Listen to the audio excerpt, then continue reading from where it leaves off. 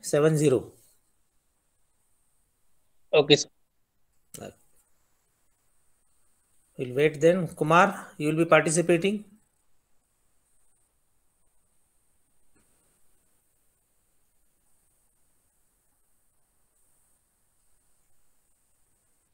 No.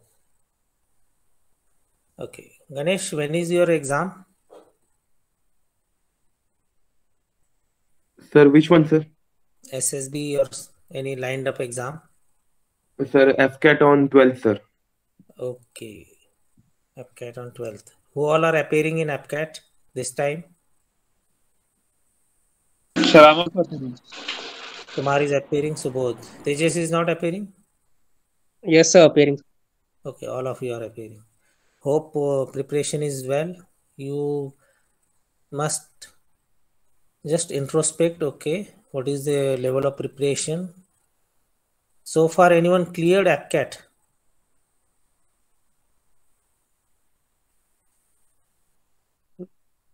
Not clear. Okay, because that is also a knack. Once you clear it, you get that feel. Yes, I can do it.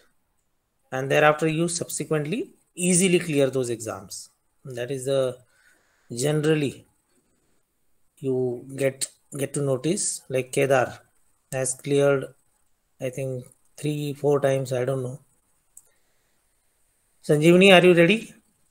Yes, sir. Okay. I'll ask Kumar, can you make time? Okay. Sanjivani, go ahead. Okay. Good morning to all. Today my topic is China rising influence in South Asia. China has held its third multilateral dialogues virtually with countries from South Asia to take forward closer cooperation on fighting COVID-19 and coordination their economic agenda, reflecting a new approach in outward to the region. Some key point. First is participating country.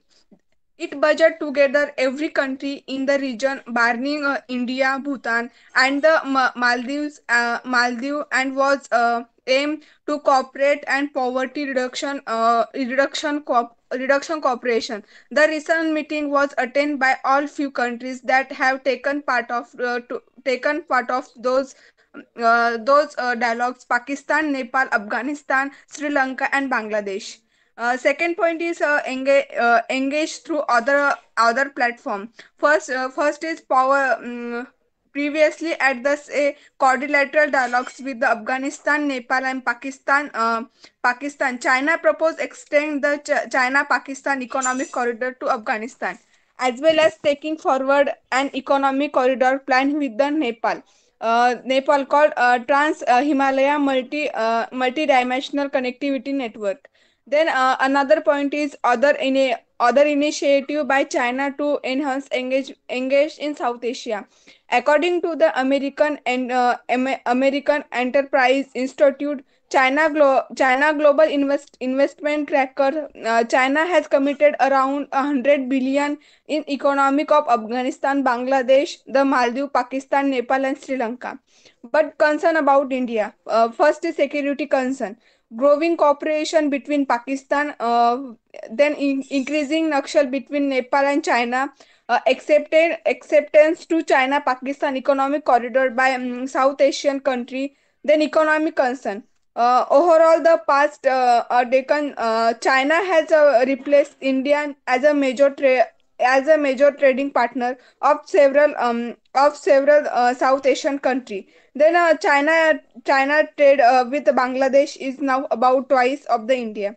Then China trade with the Nepal, Sri Lanka, still long in India, but trade with those country. Thank you. Last 30.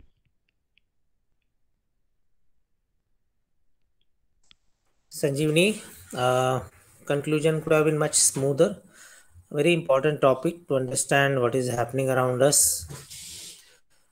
China is actually following that policy of economic power, muscle power in terms of economic sense, giving loans, taking all these small countries under the fold with the help of loans. You first sanction some projects, thereafter giving these huge loans, and slowly that country becomes your economic slave. With Sri Lanka, if you see a prominent example of Hambantota port, and thereafter in Pakistan, many projects, small countries are getting trapped. This is another expansionist policy where you give huge loans, thereafter if the loan repaying gets defaulted, and you have some terms and agreements to take over or then blackmail or push them aside. The countries become really your slaves. And this is happening in Southeast Asia. In fact, China's this policy has been successful to a great extent, and that is worrying all of us because that is not good sign. The small countries are becoming dependent because of this trap. Of course, the countries are realizing now this is a trap, this is not good for their future, and they are now little cautious. At international level, all good countries are coming together to stop China from this expansionist policy, where they are even trying to create disputes at borders, then using economic power kind of thing. These multiple attempts of China from different dimensions is visible now to the world. Reaching out to small countries or other countries, gaining foothold there in terms of projects, because most of the companies are under the influence of Chinese government. So this is very, very significant policy which is now understandable by every country. What British East India Company had done long back, something like that we can see a repeat of history, and which is very dangerous. Okay, and that is how we say China is rising, China is visible, Chinese foothold is there in every country now in terms of projects, sanctioning of big loans, and the influence is visible. Foreign policy of other countries is damaged now because of such kind of presence of China or influence of China in smaller countries, especially in our neighborhood. We are concerned. Okay, now we'll go to Subodh. Yes, sir, I'm ready, sir. Okay, ready. Sanjivani, keep time. So can I switch on my camera? Yes, yes.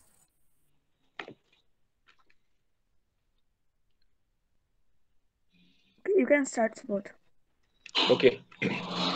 So good morning, gentlemen. My lecture topic is terrorism. So terrorism is basically a term and a group of people which seek political attention for the sake of their interest, and they kill people intensely and very brutal. We can see that in the world, many of the countries are facing the problem of terrorism. If we talk about the Middle East countries are worst hit by the terrorism, just like Syria, Iran, Iraq, all these countries, Afghanistan, all these countries are facing the terrorism problem. But the influence of terrorism spread all over the world. We giving example of it, 9/11 attack was there on the US Trading Center, which caused a lot of havoc as well as killings of the people. Then after USA launched a mission that to set up their military bases in Afghanistan to tackle the Talibanis. Then after, if we talk about India, India is the worst hit country by the terrorism, because we know that how Pakistan is supporting terrorism. Though Pakistan is out of control of in their economic terms, but still they are supporting terrorism.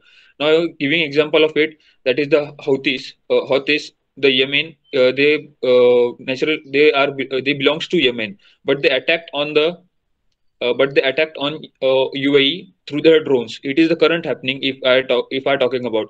Then giving example of Easter Sunday attacks, which was happened in 2019. It is one of the worst attacks happened ever. But it can shows that how India is concerned about terrorism because India helped a lot during that Easter Sunday attacks to when the Easter Sunday attacks was taken place in Sri Lanka. So it is one of the things that how India stands regarding the concern regarding the its friends. Now, if we talk about Afghanistan, same conditions were there in Afghanistan after the takeover of Taliban and after the USA vacated Afghanistan. So it is one of the worst conditions that they are facing. Terrorism not means that they are only killings. It is the intense suffering of people in that particular forum. If we talk about terrorism, the Sharia law is imposed by the Talibanis in the Afghanistan. Now, if we talk specifically about India, India is facing the terrorism, left wing and right wing. The Kashmiri people, in the region of Kashmir, Pakistan is continuously supporting terrorism just because they want to cut off Kashmir from India. Now, if we talk about the northeastern part, same thing happened in the northeast also with the help of the Myanmar, Last 30 seconds. with the help of the Myanmar junta, the the terrorist activities in Myanmar is now rising in the northeast, and just because of that, it causes a lot of attacks. That is the previous happenings which killed a colonel and his wife and his son and almost 3 or 4 soldiers in that attack. So it shows that how important to tackle terrorism. So lastly, I want to conclude that, and according to my opinion, I think that strict action should be taken against terrorism because if these people are not forgiving. These people are not forgiving the poor peoples, how would we forgive Time them? up. We have to kill them and we have to take some stringent actions. Thank you. Terrorism, though sounds very common topic in competitive exams, but it is a very serious issue. We need to talk more. We need to understand more how it is emerging. Easter Sunday attack, what Subodh is saying. The most important thing about it is the people involved and their intellectual level. They were well qualified. They were rich. These two things are worrying. It is not like that very poor or unemployed youth are getting attracted to such kind of misadventure or the evil activity. This is somewhere, if you see in the Sri Lankan Easter Sunday attack, people were highly qualified, rich also, and still they got involved. So this radicalization of intellectual people and rich people, that is worrying. World noted it, realized it, that this is something now very serious. If you see all over world, of late things are under control. No major attack is heard or visible now, but every country realized, especially US after 9/11 realized the gravity of this problem. When India was shouting or some of the countries were shouting about terrorism, then probably the big nations were not giving attention or not really showing that sensitivity.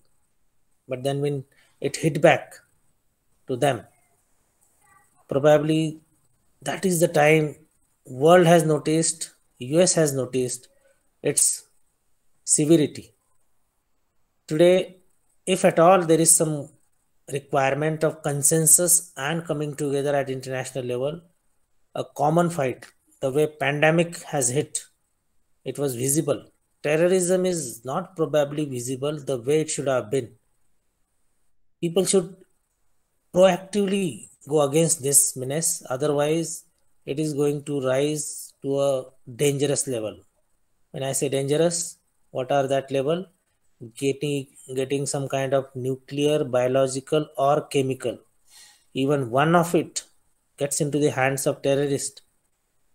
Drone or RPVs, UAVs capability, if gets into their hands, things will be worse. Okay, Ganesh, ready? Yes, sir. Okay, so both keep time. Yes, sir. Ganesh, you can start. Okay. So the topic for my today's lecture is India's agriculture problems.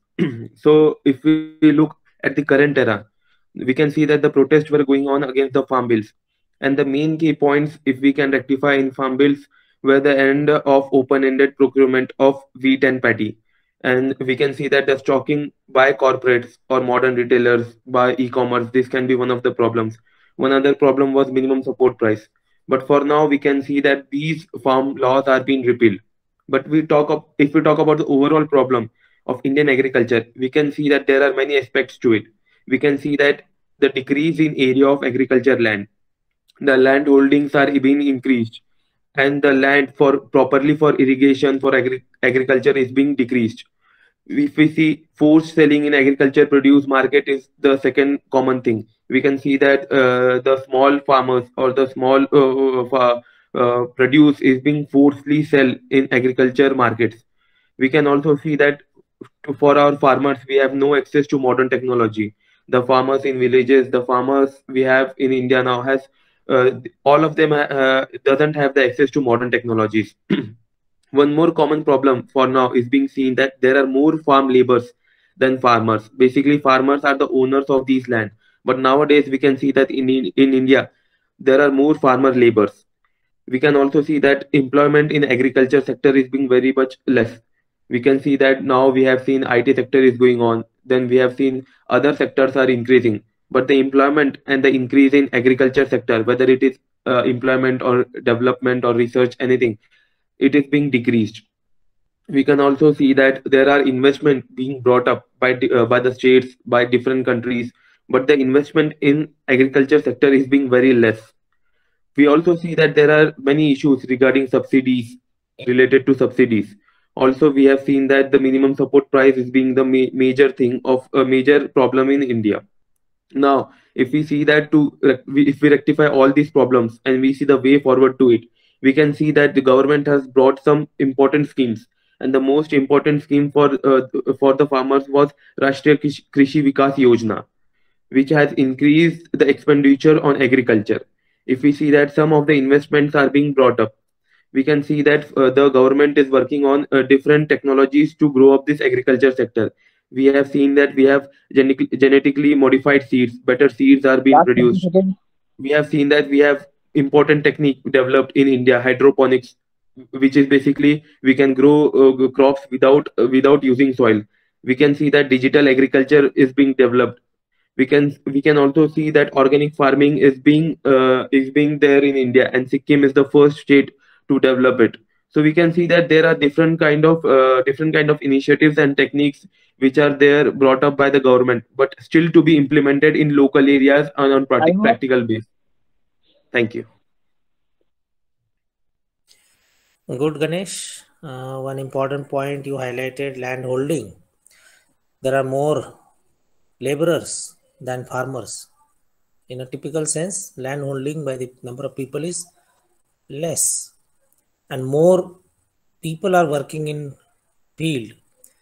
So this ratio is also important to understand, because our population is huge. We need to really take care of so many people. If land holding is per person is less, people who are going to get migrated because of agriculture related jobs are more, and it is visible. If you see people from Bihar or Chhattisgarh, Jharkhand, these people are migrating, Orissa, towards western part, whether it is right till J&K, Punjab, Haryana, to the extent Maharashtra, Gujarat. So more people from these eastern states or central India, they are working as a laborer. So to cater for their welfare, we are yet to see concrete measures. Farming, if it is empowered in total sense, then only we will rise. Otherwise, purely based on industrialization or some kind of development in other sectors, there will not be boost. What is the solid reason? Because see the number of people involved in agriculture, more people, and the agriculture field, unless and until it gets boost, we will not see real GDP rising.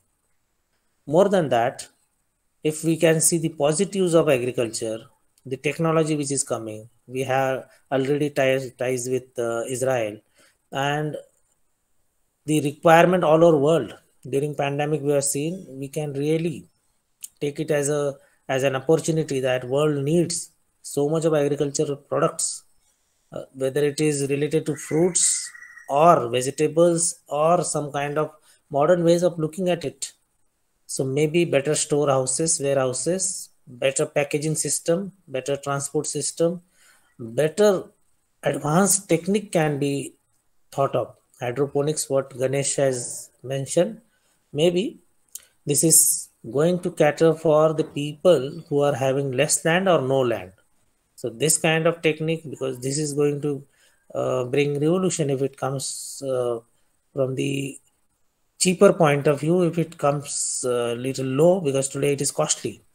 So that economics works out better in future, then probably this land holding issue is solved.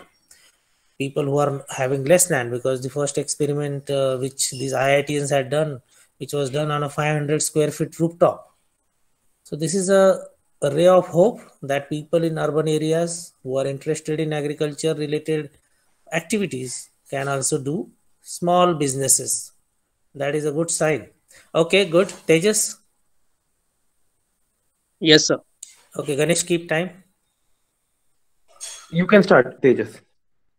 Good morning, everyone. Today our topic for lecturette is internal situation in Pakistan. India and Pakistan, both the countries got independence at a similar year, but if you see the roadmap to progress and the difference between India's progress and Pakistan's progress, so there is very big division. It is because the priorities of both the nations varied, wherein India is focused mainly on prioritizing and protecting its citizens, providing fundamental rights, maintaining foreign relations, and progressing in economical development and also technological advancement. Whereas Pakistan focused mainly on not focused mainly on including its minorities in its progress. Also, it mainly focused on sponsoring terrorism activities, and because of which, if you see today's situation in Pakistan, the internal situation in Pakistan, it is very alarming and disturbing. If you see, Pakistan has constantly been in economical debt. It has been looking always for the countries situated in the Persian Gulf or the China or the world organizations like World Bank or IMF, International Monetary Fund, for funding. And many it has been blacklisted by FATF. So it is that the country is facing a huge amount of inflation. If you see the hunger index, it has been touching near to the 150 countries out of 194 countries. So the situation in Pakistan is very alarming and disturbing. As I earlier mentioned, Pakistan has never focused on its minorities and never focused on inclusive growth, because of which now the secular nature which was existed earlier, now it has turned to Islamic Republic of Pakistan. Further, the main reason behind its the internal situation is because of there is always been a nexus between its military arm and political government. The military regime has never allowed its politically elected democratic government to function and utilize its powers, and because of which we have currently seeing the situation of Pakistan. Further, the important problems like illiteracy, corruption, the technological development, the brain drain from Pakistan, the freedom of press, also the employment rates has been constantly alarming Pakistan's situation. If you see, it has been always been dependent on foreign nations for equipments of defense categories or other technological advancements, and it has very few organizations which could provide Atmanirbhar kind of a thing to Pakistan.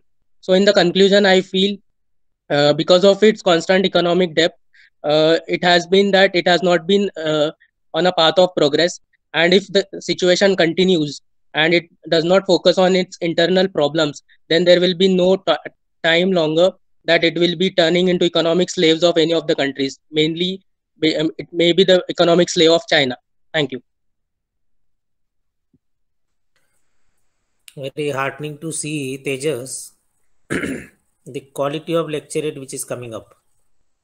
Good. All of you are improving. But Tejas just now delivered a very good standard of lecturate. Covered a lot of good points. Inclusiveness of Pakistan, whether they are correct on that, secular nature, military comparison, or the whole of military, then becoming economic slaves.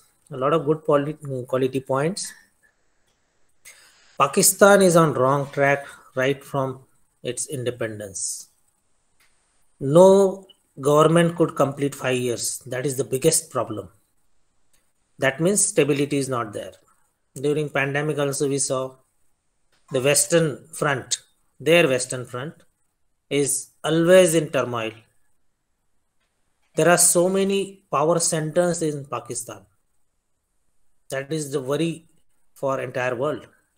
Because you never know which power takes over Pakistan, whether it is ISI, whether it is military, because Pakistan army has always been in power. Today also people claim even if there is a face of Imran Khan, but the Pakistan army is controlling it. If that is so, it is very, very worrisome. Especially for us, when our neighbors are not stable, we are also not stable. We are always on our toes because never know what kind of idiotic steps our neighbor will take. The point becomes more grave when the state is nuclear capable. Though it is yet to prove significantly about their capability, but there is no denial that they have the nuclear capability. Imagine when the technology lands in wrong hands. That is the biggest fear. It was not any secret that how funds were utilized from the US in the garb of help during the Afghanistan war. US was compelled to take help of Pakistan, but the funds were misutilized. This is emboldening the Pakistani state and non-state actors. That is a problem. You see, Pakistan has got so many flashpoints, whether it is on their western borders or even towards their northeast, Gilgit-Baltistan. Things are not stable. Inside there are so many small issues. People are not really progressive. So many small organizations keep creating troubles. There are some small organizations which influence their policies. Then the internal politics is also not matured. No foreign companies are investing except China. And China is what Tejas has pointed out, may make them economic slave. A lot of things which are disturbing for us because our neighbors should be stable. If they are not stable, that is a problem for us. That is a problem in a longer term. It has always been a problem right from our independence also. We already faced 4 wars. If you see the gravity, it is serious. Just 75 years and 4 wars. No other 2 neighboring countries have faced such kind of situation on earth. Always on toes. Of course, Israel and Palestine and all those, they are smaller countries. Ours is bigger equation. Okay, who is ready now? So, Gurjant Saab, they just keep time. Yes, sir. You can start, sir. good morning, sir, and my dear friend. Everyone wants to happy life. So, by helping to marginalized people, we can make them and make the life of the marginalized people happy. So, many of organizations are working to fulfill the aim of happiness. As a Greenpeace organization, as an international rescue organization, Smile Foundation in India, and Nani Kali Foundation in India. So, what is the role of next 2 to 3 minutes? We are discussing about the role of NGO, non-governmental organization in India.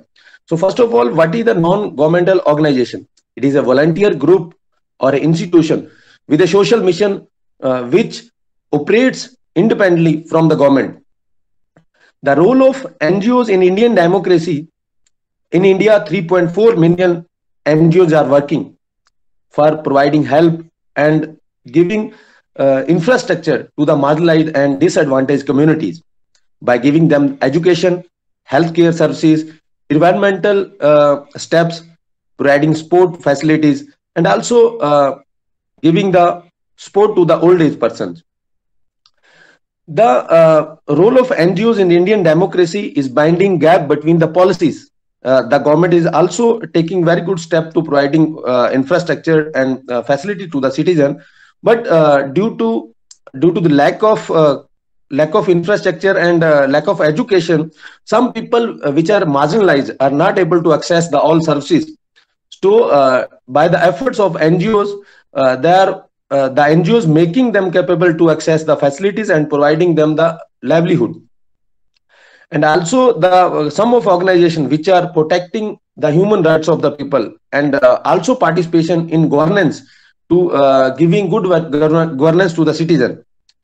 Some of issue with the NGOs, like lack of credibility. Many of organizations in world which are only promoting the religious practices. They are giving any religious practice, any specific religion, rather than providing the facilities with the equality. So this is the issue with the NGO, and due to the non-governmental and non-registered organization, there is a tough to monitor this organization by the financial or physically. So some points on which we have to work to overcome the issue with the NGOs. Government should take active participation to monitor the NGOs by registration, by making the auditable document of the NGOs, and also it should be mandatory for the NGO for registration on website, and also put the financial data on the websites. And which organization are working good in any country or world, the government should promote them. Like Smile Foundation, the Shantanu Mishra, of the founder of this organization, going very good. And the Nani Kali organization, the founder of this organization is Anand Mahindra. They are providing the education, they are providing the health infrastructure to the child and marginalized people. And the registration should be mandatory for all NGO or organization. And lastly, I would conclude my topic with this point: the NGO is very good organization providing facility and making stable the marginalized people, the unprivileged people. By taking some steps, by registration, by monitor these organizations, we can set up in these all points, set the very good setup of the NGOs. Thank you, sir. Okay, Gurjant Sahab, good. Very important subject, NGOs and their role. If you see in the nation, there are so many good people, and they come together and form NGOs and perform noble tasks, whether it is children related, laborers related, old age people related, water problems, environmental issues, tree plantation, you see a lot of organizations do, cleanliness related.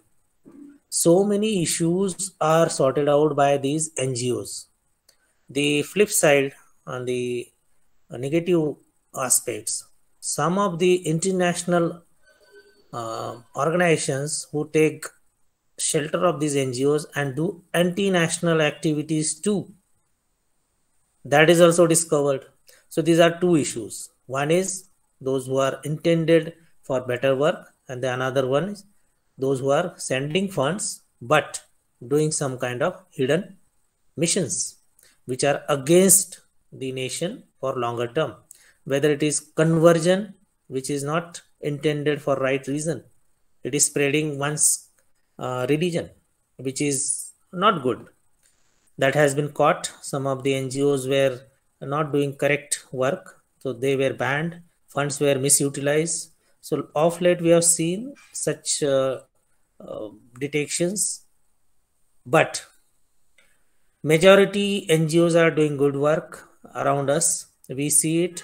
It spreads positivity. It spreads energy into the society, where in the materialistic world everyone is running very fast, busy in own work.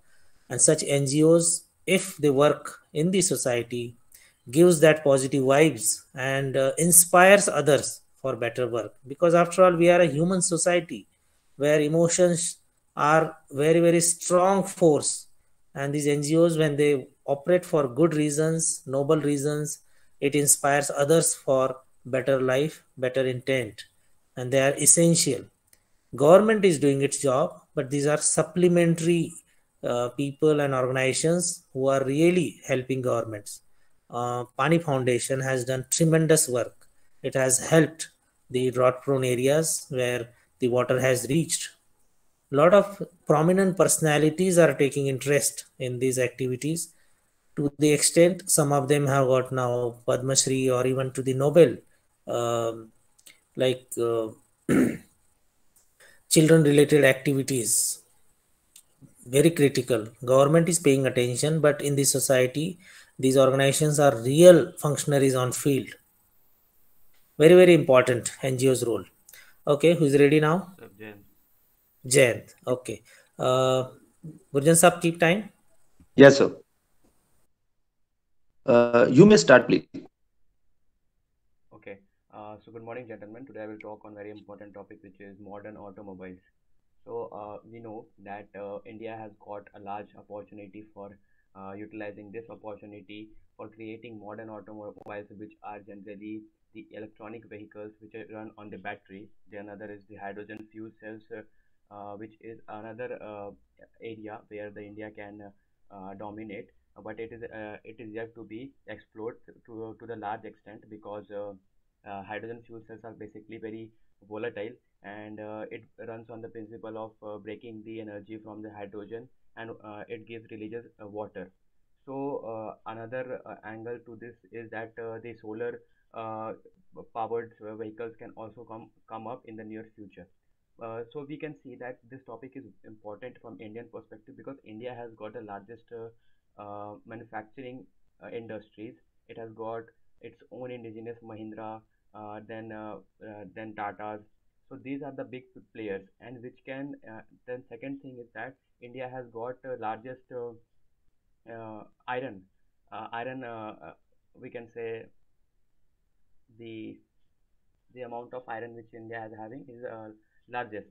So the another thing is that we import these, we export these irons to the China, and the China gives us the bycode, the steel. So we see that in order to make this steel in our own country, we have to tackle so that our productions for the automobiles and our profit for these automobiles can be boosted up.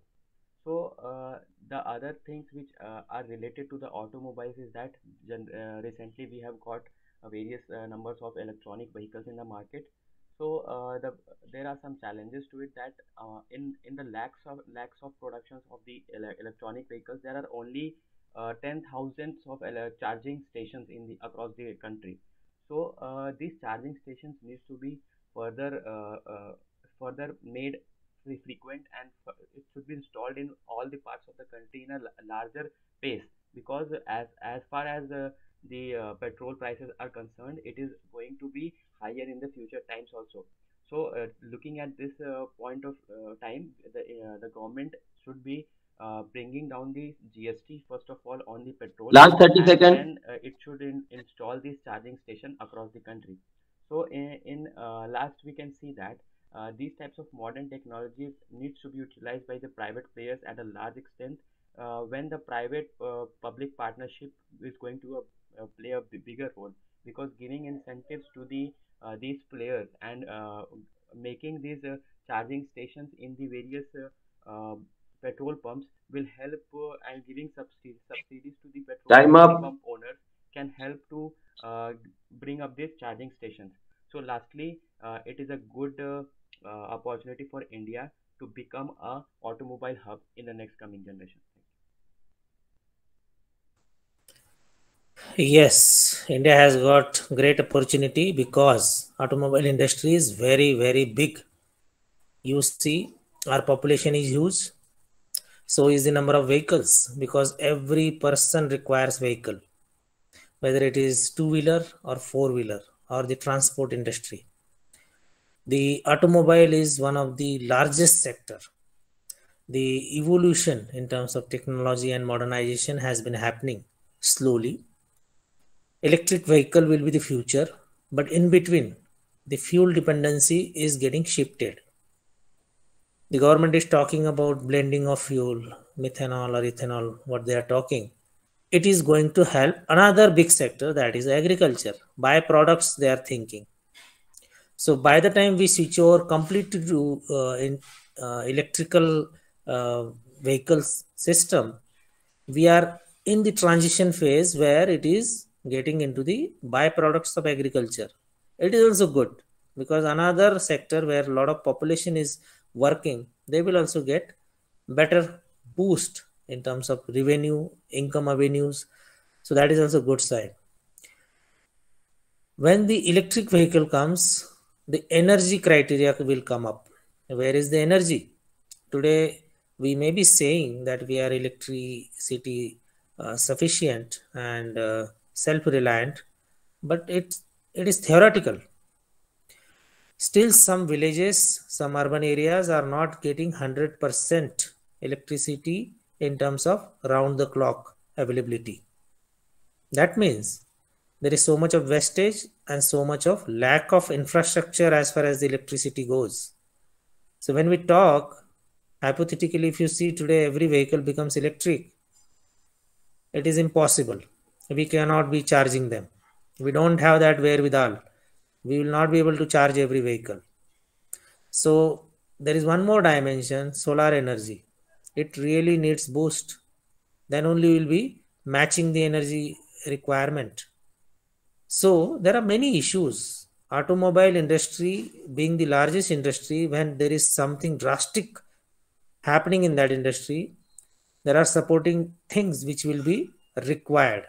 First is energy. That is a biggest requirement, and it has to come up. It will come up slowly. All of a sudden it will not be, and that is why we see government is also slow on this. We don't have that capability. So it is moving slowly, but definitely it will address environmental issue also, and the energy capability that will come up. Agricultural byproducts, they are also getting little research on that. That is also happening. Problem is in future when the battery operated vehicles will come up, there is another industry which is likely to come up in a big way related to this battery, their cells, their maintenance. What about garages? What will happen in garages? Or will there be any garages or not?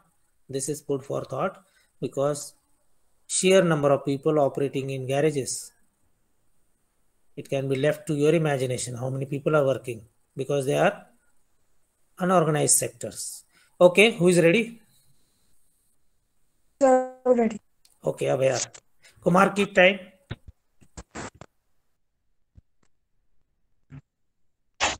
Yes. Okay, so good morning, everyone. My today's lecture topic is pros and cons of science. So, science is the systematic knowledge based on the facts and human experience.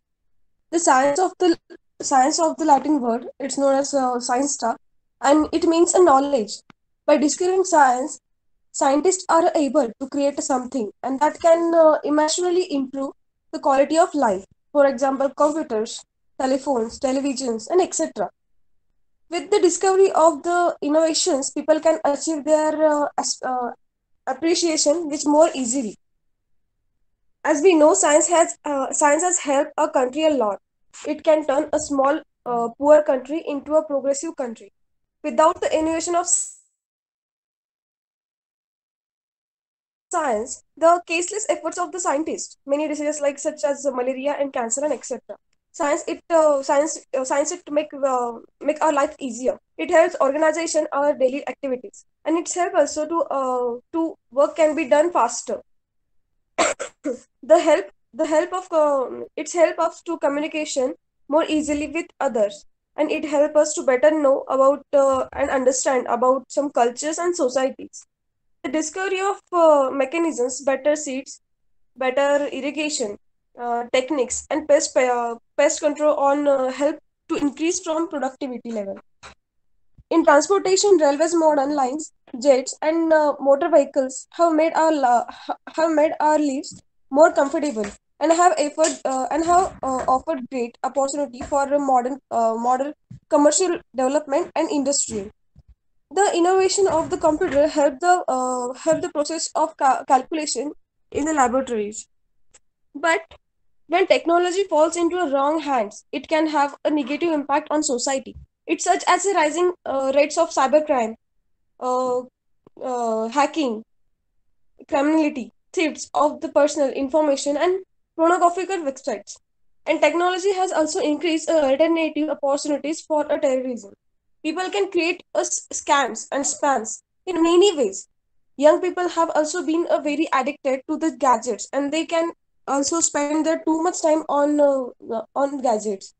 People are too depend on that gadgets. When technology fails, we are feeling like helpless.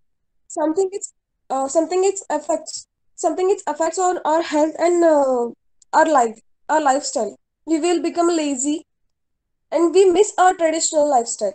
It destroys our simple and healthy life. So lastly, I just want to say science is a need of humanity, but people also know its positive and negative sides, and people can handle it. And science also contribute to the growth of man and society in general. Thank you. Good, Abhaya. Pros and cons of science, if you deeply analyze it, it is really mystery. We are really advancing or not? A question will come up.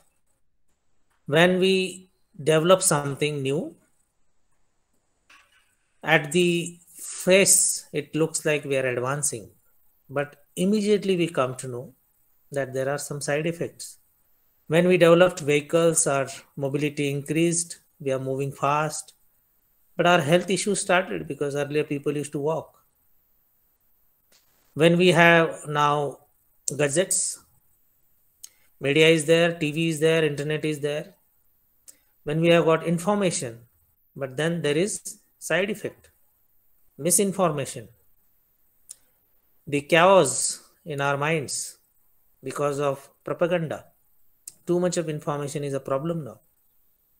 Health related issues. A mobile, a beautiful thing in our lifetime, we have seen that it has come up so well because I think in India, especially 2002 onwards, mobile started coming in. It was feature mobile, then came Android mobile. Today it is 5G kind of technology which is likely to be in our hand. But is it really helping us? Yes, it is helping. But they are creating more problems. The pros and cons, a debatable thing. But obviously, we are worried about cons. The pros are there, obviously. But the other problem which will destroy our human society, people are getting broken mentally. We are getting features of facility.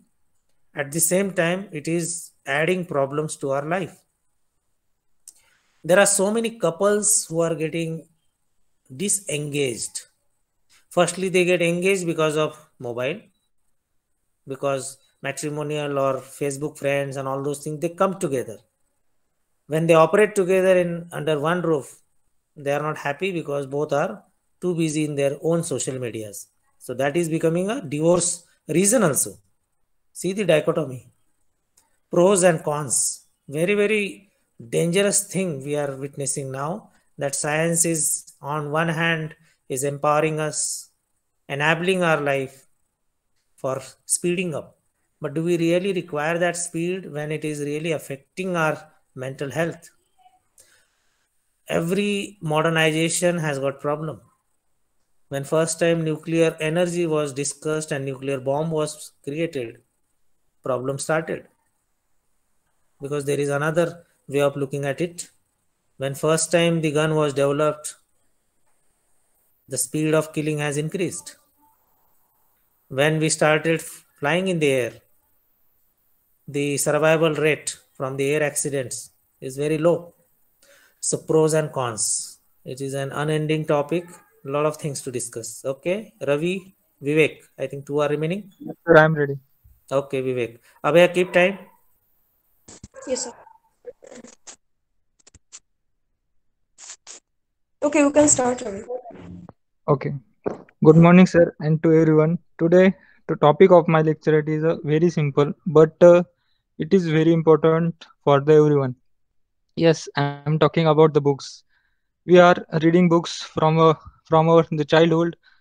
We can say from junior KG or first standard, and that till now, books are with us. So we can tell them or say them our friends, not only friend but our real friend who can with us every time and teach us good lessons.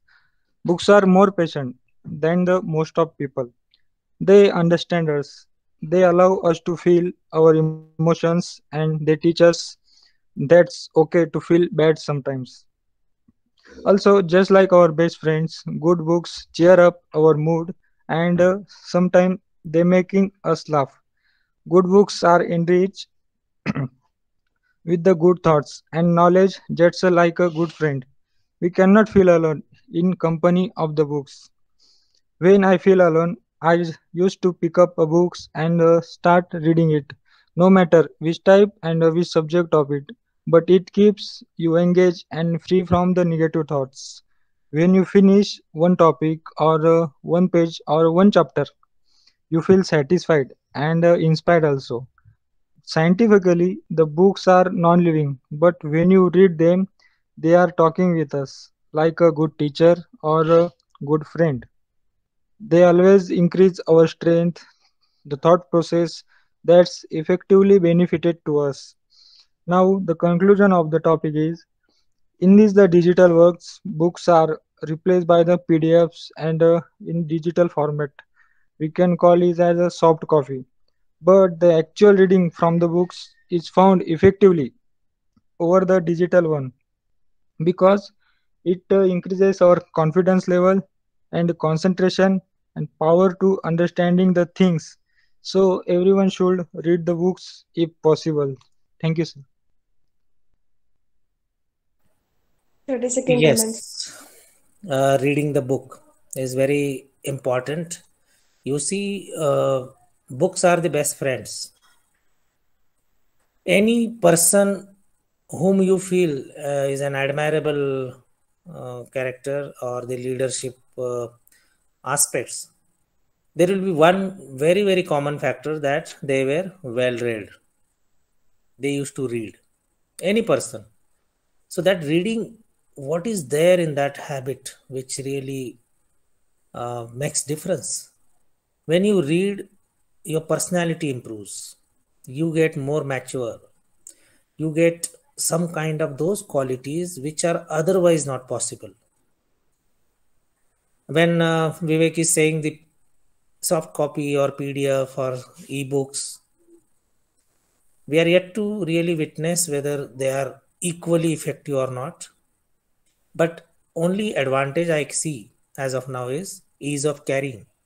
In single mobile or your device, you can carry a library. That is definitely an advantage because technology is helping there.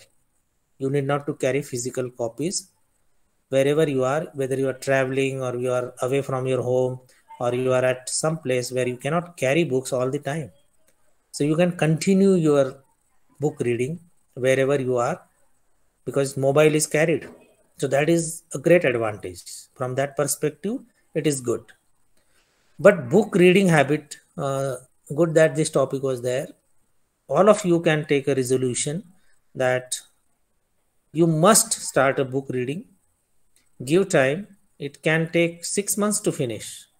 But that is one habit I feel I missed on that to a large extent in the initial days. Even today, I get more inclined towards uh, faster means of assimilation, whether it is videos or whether it is messages. But book reading cannot be substituted. Develop that habit. Pick up good books because not only that knowledge, your personality has got a lot of indirect effect because of book reading. Because when you are reading, you are alone. There are so many psychological issues. You are intensely involved in that book. you really interact with that book, or that book is talking to you, what Vivek was highlighting. Probably that is true.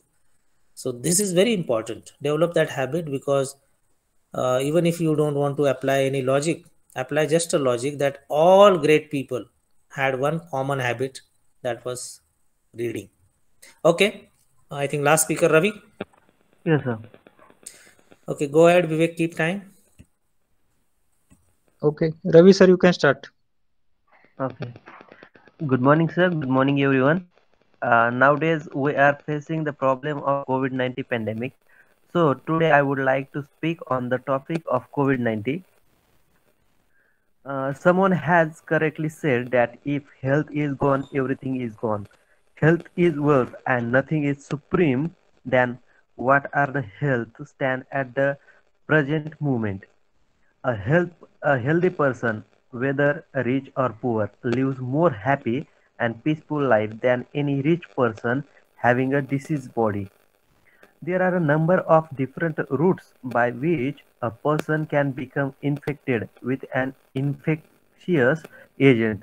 Infectious diseases are called by organisms, usually microscopic in size, such as a bacteria, virus, fungi, and parasites, directly or indirectly from a person to another person.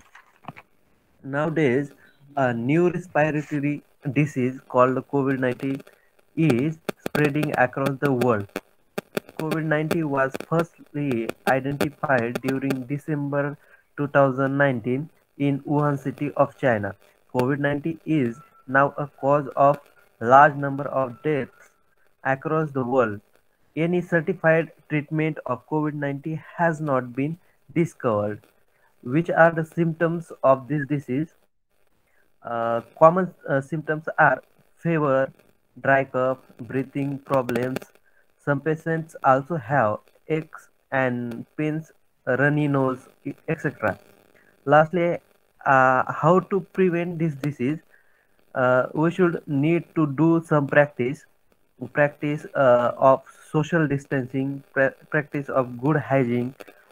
Do not touch your eyes, nose, or mouth with unclean hands. Wear mask, use sanitizers, etc. So it is the features, it is the good to prevent this disease very well. Lastly, it's over, sir. Thank you. Okay, Vivek, good. In a simple words, Ravi, explain sir. COVID-19. COVID-19 has really given us a different dimension in modern world. Where are we? What is our capability? We as a human being, how powerful we are. We are nothing. In front of nature, we are nothing. When a tsunami comes, we can't face. When a small insect, which is not visible, that is this virus, we are nothing. So it teaches us the reality that in front of nature, we have to be really worrying. We need to be sincere. We need to be honest in living. We cannot create mess here. We have to be sensible. We may be an intellectual animal being, where we feel that we are superior to other living beings, but we have limitations. When an earthquake comes, or a flood comes, some kind of cyclone comes, or pandemic of this nature comes, we are not able to handle. No amount of modern life could save us. No infrastructure was enough. We even fell short of hospitals, the doctors, nurses, then oxygen. We have limitations. It was proved. It is again a message that we need to be really humble in this world in front of nature. We have to take care of nature firstly. We need to be organizing ourselves in the togetherness philosophy. We cannot be in compartments. What Ravi has highlighted, that whether you are rich or poor, health is one thing where the real happiness lies. Your peace of mind is really related to your healthy body. If you are not healthy, if you are not fully confident about your good health, you will not be happy. You will not be able to lead a good life. That is truth. A richest man once lands in hospital really feels like poorest on earth because he can't help himself. The disease, once it gets in, you come to know you are helpless. So, very important to understand that our happiness revolves around our health, mental and physical both. Very good. I think today we are timely finishing 8:30. That should be our norm. Any point from anyone? No? Okay. Keep studying well. Be happy. Be happy with yourself first. And if you are not happy, improve then. That is the simple way of looking at it. Obviously, nobody is happy with one's progress. कुछ ना कुछ shortcomings रहते हैं. So let's analyze it day by day, improve on it. Nobody is perfect. Never aim perfection. Aim just improvement. Nobody is perfect. And that stage probably will never come that you are perfect and you don't need to improve. If that stage comes, that means you are not sensible, because you are not understanding that even sky is not the limit. So just focus on improvements. Perfection impossible, improvement possible, and there is always a scope of improvement. Okay, have a good day. Bye. Jai Hind. This is weekend. Next meet on Monday. Bye. Jai Hind, sir. Jai. Jai Hind, sir.